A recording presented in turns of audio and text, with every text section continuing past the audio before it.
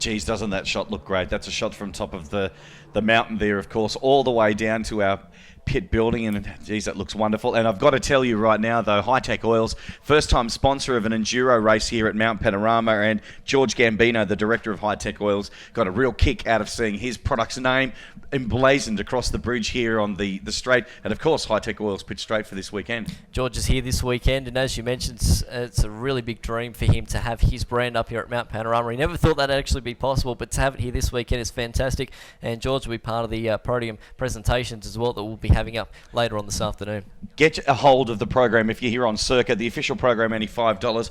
The reason I say that, and I've been talking about this again all weekend, is that on page 27, 28, there is a wonderful article in there all about the very first Bathurst 6-hour race that was held here at Mount Panorama, and some unbelievable photos. We were Googling photos last night just to see if we could find clearer photos than these ones here, and we couldn't. They're just absolutely amazing. They could have been taken yesterday. Luke West has got a great article in there, of course, but we were talking about some of the changes to the circuit here at Mount Panorama. $6 million over the past few years has gone into infrastructure here at Mount Panorama, and so we're talking things like access, the high-speed fencing, protection, all of this thing, raising the concrete wall. But there are still some things here which is great, and we just saw of a shot here before from the camera that's at Murray's Corner of the wonderful control tower that's still here. Now, that went in 1985, I do believe, Brian. It's still here. These flagpoles that are along Pitt Straight, they're still here from the 1980s as well. But a lot of stuff has changed. The bridge, of course, has changed. This pit complex has changed. The whole look of the paddock has completely changed as well. But it's all for the better. And it's just nice, though, just to go back and see, look at that, a wooden paling it's crazy, fence. isn't it? A wooden paling fence. And we've got the Hitachi Bridge here this weekend. I don't know what it is about that bridge, but that is also quite synonymous with Mount Panorama as well, with the arch-looking bridge. And, of course, that's now the access to the wonderful Ridges Hotel that's there now, and that never used to be there. It was crazy how that was put up in 2004, 2005. It was sort of roughly completed. So, of course, that's the access now, the bridge between the hotel and then, of course, the inside of the track as well. But, yeah, there's all these little nuances and sometimes parts of Mount Panorama that really, to probably any person that just comes here for a random sort of weekend, you know, it probably doesn't mean much. But to us people who love this place and adore it, all these little things actually mean something big. I think I'm a bit spoiled, actually, I could say, Brian. Of course, you're here studying university here in Bathurst. I've lived here all my life, so Mount Panorama's literally been in the backyard.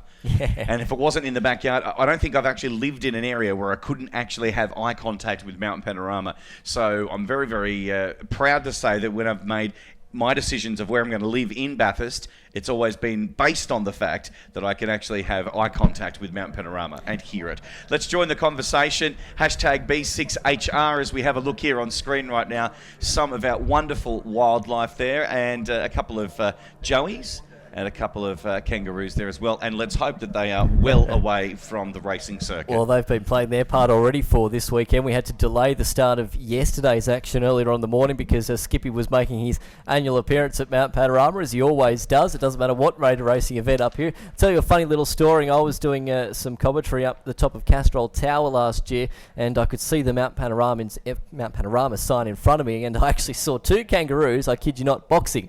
Two kangaroos boxing on Mount Panorama. It doesn't get any more Australian than that. If only I was maybe driving a Holden car and had a meat pie in one hand with tomato sauce, then maybe that would make it more Australian. But yes, it's great to have, well, sometimes great to have Skippy up here at Mount Panorama, and to our international viewers that might be joining us on the stream as well this morning. Sometimes they come here and actually never see a kangaroo, but there you go, you've seen one first thing this morning. Isn't that a beautiful sight there? And of course the big screens, there's one up there on Hill Corner and of course on top of the mountain, so make sure that you check out the coverage on the big screen for every session of today there. And there's another iconic shot there of the bridge here, and of course the sun streaming through. We are very spoiled and very, very lucky to have such an amazing facility here in Bathurst. Of course there's a shot coming down to Forest Elbow.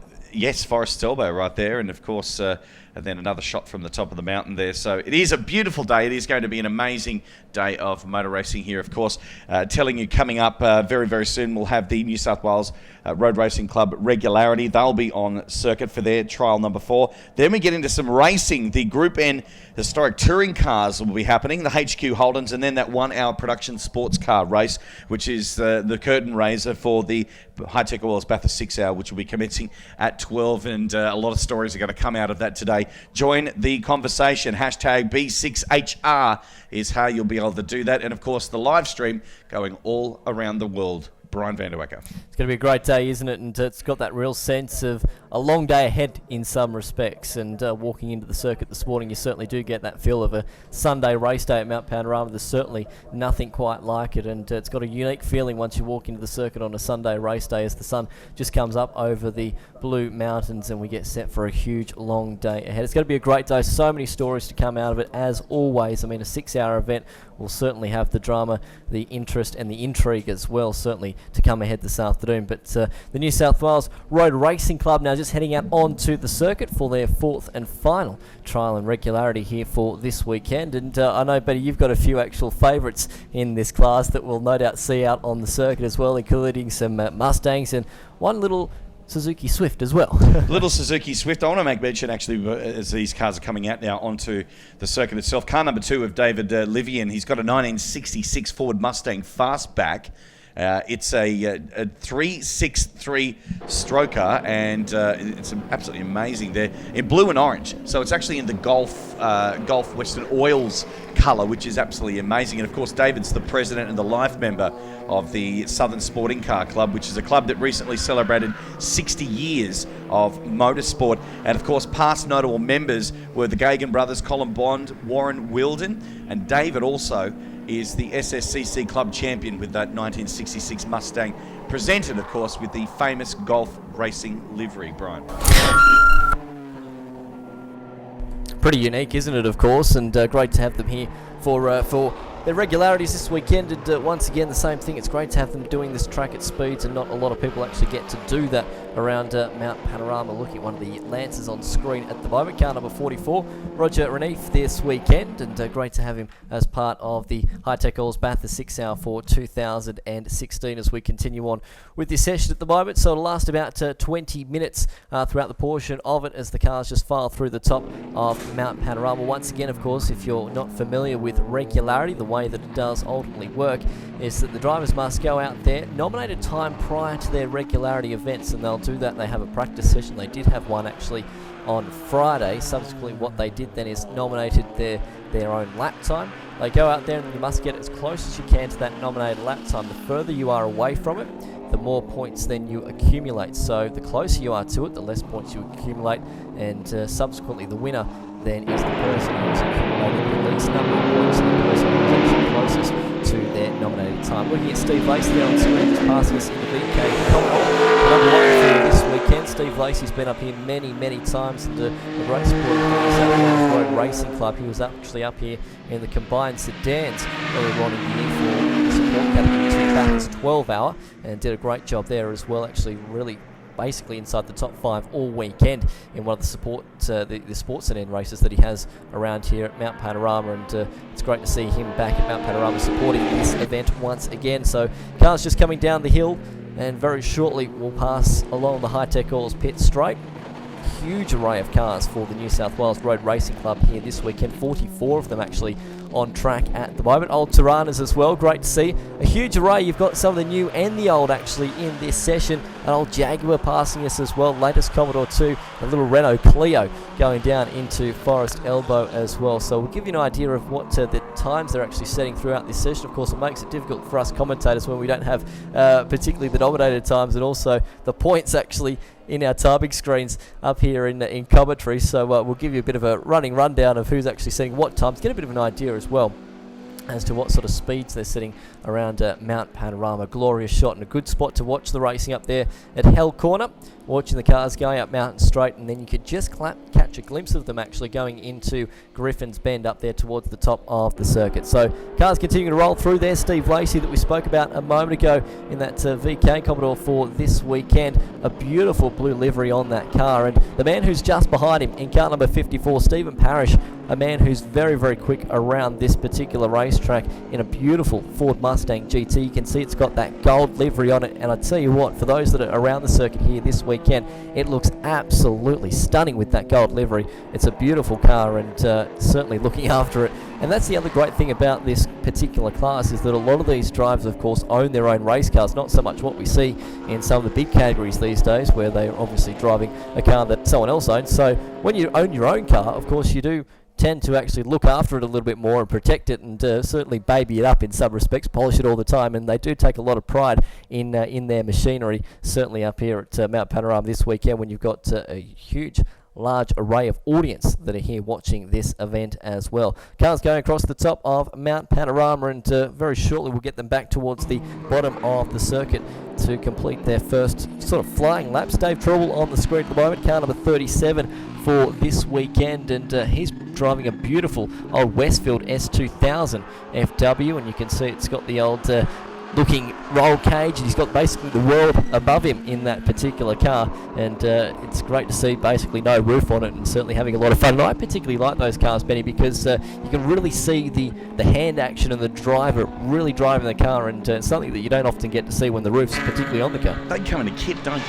Yes, I believe they do. So you basically strap it, you put it together yourself, or you can get someone to do it for you. But I mean, most of the days you just buy them sort of second hand sometimes, and particularly with these classes. I was actually talking to a few people last weekend at the Australian Grand Prix that run sort of these events, and a lot of the time, particularly old cars like that, they actually just pass them on to other people, so they don't go and actually put it on websites and classic fields in order to sell the cars. They actually sort of pass it on to other people because they know they're actually going to look after that piece of machinery, and they know they'll baby it, as I said actually a few moments ago.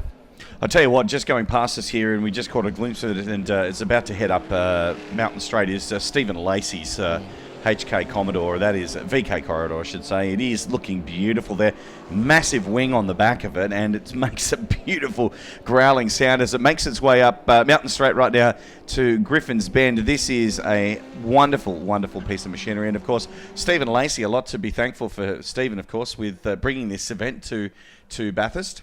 Yeah, I mentioned a moment ago that he's done a lot around this particular place. David Livian on screen at the moment as well, in another beautiful Mustang that we're watching going around this circuit. And it's got the old sort of almost, you would say, yeah, the Golf livery on that car, particularly with the blue and the orange as well. Once That's again, what we were talking about before, bringing back some memories. So it's great to see him having some fun this weekend, David Livian, and a man who's sort of anonymous with Australian motorsport. It's actually a 1966 Ford Mustang Fastback GT 350R, so it's a tribute in some respects, and he's actually celebrating his 60th year in particular motorsport categories, and is a president and life member of the Southern Sporting Car Club.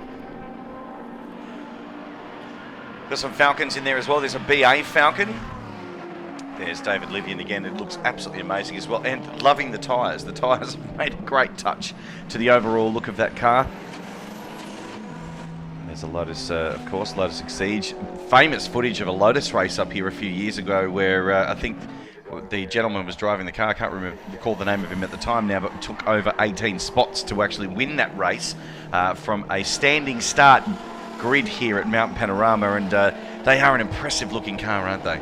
Yeah, we've got Martin actually driving that car this weekend, Martin Durmas in the number 38 Lotus as it goes across the top Mount Panorama. That car would be probably particularly quick going across the top, being a short wheelbase car as well, and it'd be very light and nimble going across the top compared to the Mustang that we're seeing in behind as well. I mean, that would be a big fat car going across the top of Mount Panorama, particularly good going up and down with the legs, but not so much a downforce thoroughbred going across the top of the mountain. So the BA Falcon as well, just in front of that group, you and I are Holden fans, but we still respect and we love the Fords as always, of course. But it's great to see so many different array of cars out there, and that's what a lot of the people that are here at the circuit at the moment will be enjoying this particular thing. A pair of BMWs there at the moment as well, just about to come across the start-finish line. Martin Farkas in the number 46 for this weekend in one of the BMW M3s. Going back past us on the front straight for retrospects as he came across the line on that previous lap for the number 46 machine.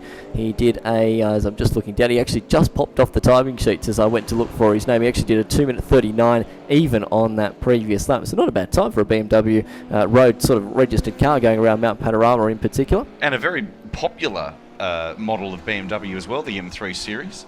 It is a very popular car. If I had the money to get one, I probably would get one, but unfortunately my bank account doesn't allow me to do that. The car that I would probably buy is this Stephen Lacey machine. Of course, we've been making mention of him throughout the course of the morning, and I like the little gold rims that he's got on the side of the car as well, which is synonymous with that particular car. This one, I know I just said I'm a Holden and a Generals man, but that is the old Mustang, and then subsequently looking at the new Mustang as well going down the front straight.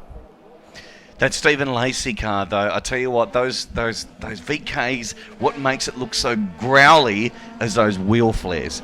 It's the flaring of the wheel arches that just looks so amazing. And you know what? I love the colour of it too, because even though I know it's not, it just reminds me of the Blue Meanie era. The Blue Meanie era.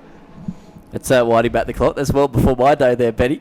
So that's synonymous probably a bit more with your day. You've been up here many times and you've seen a lot of changes, of course, to Mount Panorama over the course of the year. If you probably had to particularly stand out for you at one particular moment around Mount Panorama, what would it be as a kid growing up? I know I've got many memories coming here camping, but for you?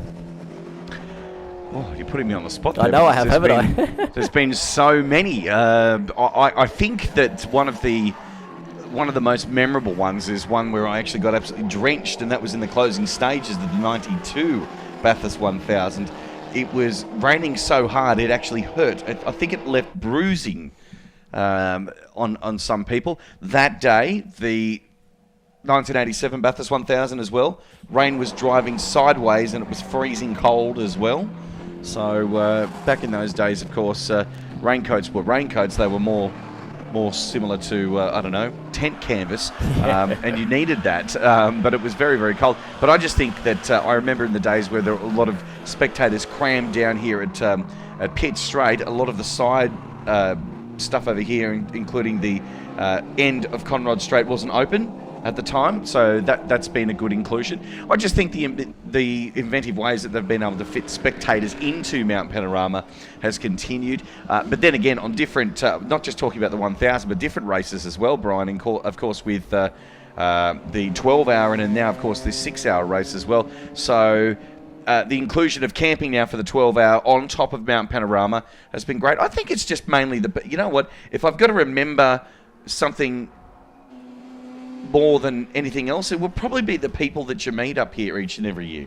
Yeah, and that's the other great thing as well. Of course, you do always meet some wonderful characters, as always, up at Mount Panorama. We've just been given some of the actual nominated times for some of these cars here for this weekend. So we're looking at Martin Farkas on screen at the moment. Now, he's nominated a time of a 2:45 for this weekend. If I look further on down the screens, he's actually done a 2:39 even on that previous lap. So a fair way under what he's nominated for this weekend, and being under your nominated time isn't always that fantastically good because it's as close as you can get to your time, which is the biggest thing and the best thing, of course, to have in regularity cars. We've got a black flag at the moment for car number 54, which unfortunately is our beautiful Mustang for this weekend, with Steve Parrish driving the wheel of that car, and that's been for exceeding the minimum lap time, unfortunately, for regularity here this weekend. So that's disappointing for Stephen in that beautiful gold Mustang. It's going to be coming down pit lane very, very shortly, no doubt. A few gaggle of cars going through the final corner, so Subaru's in there as well. Once again, BMWs have been huge up here at Mount Panorama. Panorama. They had a huge influx actually for the improved productions up here as playing support of the Bathurst 12 hour, and just in behind the shot there as well, a Ford AU Falcon rolling through as well. It's got so many different manufacturers. If I was to sit here and properly count and understand how many different manufacturers we're looking here at the moment, I'd be here just about all day. We wouldn't even get to the 6-hour race. We'd be past it, in fact, and still going through the different amount of cars. We've got the Nissan Pulsar there as well. There's an entry for the 6-hour with the Nissan Pulsar coming up a little bit later on this afternoon as well, with Dimitri Agathos and James Duckworth driving that car in Class E for this weekend. And then, of course, the Roadster, the BMW Roadster, and a roll cage underneath that soft top there, of course. That's one of the requirements, but they are a very nimble and very quick car. I always used to get confused when I used to see them when they first had them. I thought, that's a small M3. And then you see the back, well, hang on a minute, it's not that, it's completely the Roadster. Changes, exactly but right. It does look similar, though, with the double grille. It kind of confused me. It deceives you, doesn't it? Yes. In some respects, but any Beamer is a classic Beamer, that is for sure, as it continues to roll through the top. Mount Panorama, I tell you one thing, we just had a shot of it then. The glare coming off the top of Mount Panorama at this hour of the morning would be frantically difficult to try and deal with, particularly going across the top of Mount Panorama. We know that sometimes of the afternoon it's synonymous going through the cutting section, but oops, got a bit of drama here as well. At the moment, the number 18 machine is stopped on the circuit. Yeah, the Falcon XE is stopped there, number 18, and that is the car that has Alan Davis behind the wheel. in it as well. I actually was mentioning this car yesterday, how great it was actually to see the Falcon XE there, and look at those wonderful fat tyres on it. It's beautiful, isn't it? It is, and and well presented too. Like a lot of the competitors in the Road Racing Club have actually got a very nice car set up, and that looks one of the better ones there. And we just had a quick glimpse of it as well. It's got a number of scrutineering stickers on the side of the window. What some drivers actually tend to do is keep those scrutineering stickers on the side of the window, and the reason why they do that is a bit of a reminder of the places that they've actually raced at and been to as well. And it's great, isn't it? I mean, everyone's got these little mementos. The 55 comes through Murray's Corner, all crossed up sprint car style, just about in the one of the later specs Mustangs here for this weekend. Dale Carl behind the wheel for that car this weekend, but not something that you want to be doing. Although it's a safer spot to be getting sideways at Murray's Corner compared to what we're looking at the moment, which is the cutting. So just stop there at the moment. We're not actually sure exactly what the issue is with the New South Wales Road Racing Club Modern Regularity Trial number 4. They are waving yellows at P2 and P3. Which is that particular point then obviously on the racetrack. So just a localised yellow there at the moment. No such thing as a red flag. It is slightly off the driver's line there, but it is still in a precarious position. But no doubt safe enough for the drivers to go through and to just leave it as a localised yellow at the moment. Look at this battle for the Subarus going up Mountain Straight for another lap. They were giving each other beautiful racing room going to turn number 1. Something we should probably see more of sometimes in motorsport, but we sometimes like a little bit of sideways action, as we're about to see down here at Murray's Corner as well. You don't want to get too close with each other because damage in this particular class is not something that you want. As I mentioned a little while ago, they do certainly take these cars with a lot of pride, and you can see that some of them are also road registered here as well. So a bit more passing, and old Datsun going down into turn number 1 then as well. Hell Corner. And that's one thing about regularity that you don't want too many is traffic, because when you are trying to get as close as you can to your nominated lap time, traffic is the last thing that you want, because then if you've got traffic, sometimes it means that you're going to be further away. Although if you did nominate yourself a slower lap time and you tend to actually go quite fast, then sometimes traffic can work in your way and in your favour, because you can go faster than at other points of the circuit where you may not otherwise do. Good heads-up driving for the drivers there as they go through that particular point of the circuit where that stranded car is. They're just sticking to driver's right. They're going through the cutting and well aware of the car that is stopped there on the left-hand side. For those watching the live stream and that shot that was just happening down there from the point where the car is to Griffin's Bend, which is turn 2 here at Mount Panorama, just wanted to point out that still on television looks very, very flat, but it's very, very different in real life. Try running it. It seems 10 times bigger when you try running it as well. I've only done 2 laps on foot around here. I have walked it once or twice, but running it certainly turns you into a different human being, and I would say fit, but it certainly puts you on death's door sometimes by running this joint. I believe a respectable... Death's door. Death's door. I believe a respectable running time around Mount Panorama is just under 40 minutes. About 36, I believe. So I know some of the Radio Le Mans crew, when they're up here for the Bathurst 12-hour, some of their crew actually run a lap on Wednesday, Thursday, and I think they got down even to a 36 minute lap on foot around Mount Panorama, which is very respectable indeed. I think the best time that I've done is only 44 minutes, so I'm a long way off. And of course, this is live streamed to the world, so if John and the guys from Radio Le Mans are actually listening to this when it comes around to the 12-hour, big shout out to you guys. We miss you up here, of course. It's nothing like the Radio Le Mans guys calling a race up here at Mount Panorama. It's great, isn't it? It's fantastic to have them up here as always, and still watching the cars going through. Morgan McBride there in the Subaru going down the front straight away. He'll come through and complete another lap in that particular car. Just did as I look on the sheets, a 2-minute 54.561 there for Morgan McBride in car number 13 for this weekend. If I look down the sheets there just quickly, Benny, he's nominated himself a 2-minute 55 for this weekend for Morgan, and he just did a 2-minute 54.5, so that is basically bang on the times that he wants to be setting. So the checkered flag has now flown on this session.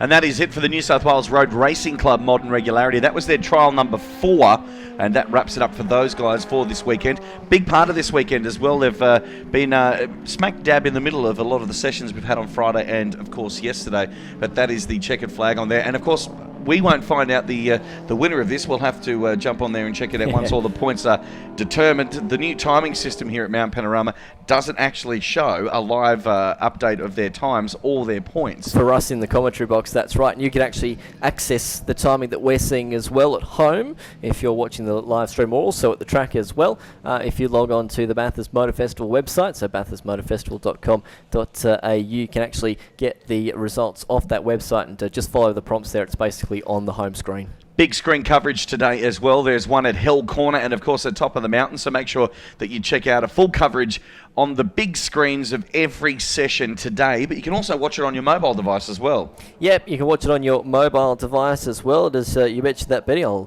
as well open it on my mobile device here at the moment. Of course, Motorsports TV, you can catch all the action on there if you put that in the App Store and download it on your phone. You can get it all this weekend. And not to forget as well, the hashtag for this weekend, join the conversation, hashtag B6HR for this weekend's High Tech Oils Bathurst 6 Hour as part of the Bathurst Motor Festival. Arms out there. Yeah, what that actually means, and we do it a lot. Sometimes I've done it before in karting.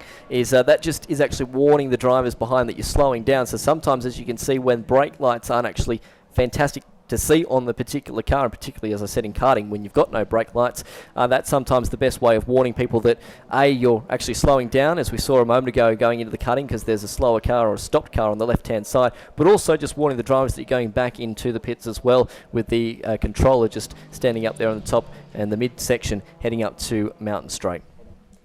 Well, that, as I said, wraps up for regularity here at Mount Panorama. And that is the last session for the weekend here for the Bathurst Motor Festival. For the New South Wales Road Racing Club as well. But we've got a big day set in action, of course. Got a jam-packed program with the 6 hour kicking off at noon. But we've got a lot of great support action between now and then, Benny. Yeah, we do. We have got the Group N historic touring cars are going to be coming up. That race will begin at 9:05. Then the HQ Holdens are going to be on track for a 25-minute race at 9:45. Then at 10:25 for an hour-long race, the Production Sports. This is going to be very, very exciting. De Felice yesterday, of course, pitting, we thought was just to have a bit of a chat about yesterday, pitting very late in that session. And then, of course, they actually had the chase back on there. Managed to get back into third, though, but it was very, very close. Yeah, that's exactly right. So it was a great drive from them yesterday. Of course, it was Scott Taylor that was taking the win. So, of course, you can see at the moment we're going to be having the Group N historic touring cars on the way for you next at 9:05. And then race 3 of the Holden HQs at 9:45. The Production Sports will be the lead up to the High Tech Oils Bathurst 6 hour at 25 minutes past 10. Pit Open will be happening at 11:45 ahead of the Bathurst 6 hour. We'll be running for 6 hours, of course, starting at noon. The big one's going to be kicking off in, as I look at my watch, it's 9 o'clock now, so that would make it 3 hours away to the start of the High-Tech Oils Bathurst 6 hour. A lot of nervous teams, a lot of nervous drivers. I was nervous just actually getting the time right then in my mathematics. You would be nervous lifting that watch. That's the size of a pizza. Here we go. Yeah, so it's going to be a big one this weekend. Of course, the High-Tech Oils Bathurst 6 hour right here as part of the Bathurst Motor Festival, Benny.